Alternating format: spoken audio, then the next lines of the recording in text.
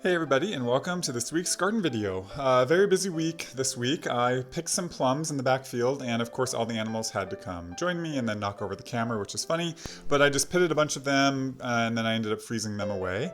I'm also preparing a bed. This is going to be my lettuces for next year, so I'm getting it hydrated and kind of set back up, ready to go. I also harvested a ton of cucumbers and tomatoes because, and here's a cucumber that I specifically picked for this, I'm getting ready to do seeding. I'm preparing seeds for next year, so I collected my specimen tomatoes and my specimen cucumber, and what you do is you do a fermentation method where you get some pulp and some seeds and you put it in a jar with some water and you let it ferment for 4 or 5 days, and it creates this sort of moldy thing. But the viable seeds, because they're heavy, they actually sink to the bottom, and then you know that you've got all the viable seeds for next year. So this is me going through and prepping all the versions of tomatoes and stuff I'm going to try to save for next year, and cucumbers, and getting those seeds, and then you'll see me at the end here kind of line them all up. Here's them getting ready to go to start fermentation, and then after like 3 or 4 days in the cupboard, they get this moldy thing on top, which is normal, and then after you rinse all that off and rinse them out, there's the viable seeds that were all sitting at the bottom. So I'll dry those up and put those away for next year.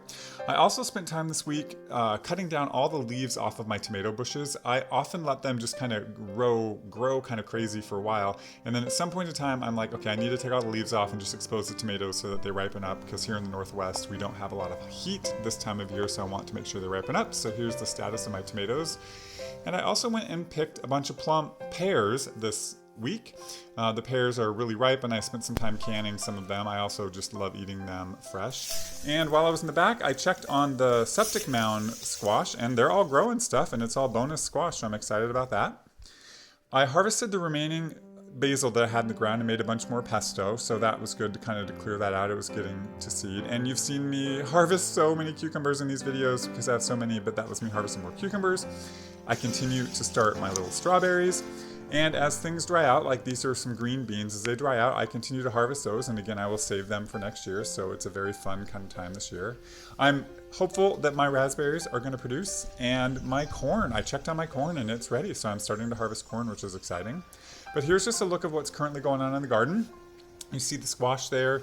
There's not a lot of squash per vine, which is kind of disappointing, but there's still some. And here's just a look at my garden. It's got a lot more dirt, and that's fine.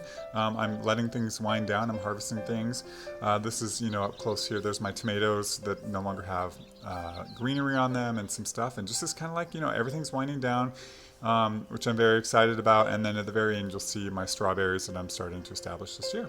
So I thought I would just leave you with a little pan of a hike I went on this week with some unfortunate wildfire smoke up in the mountains. But I hope you guys all have a good week.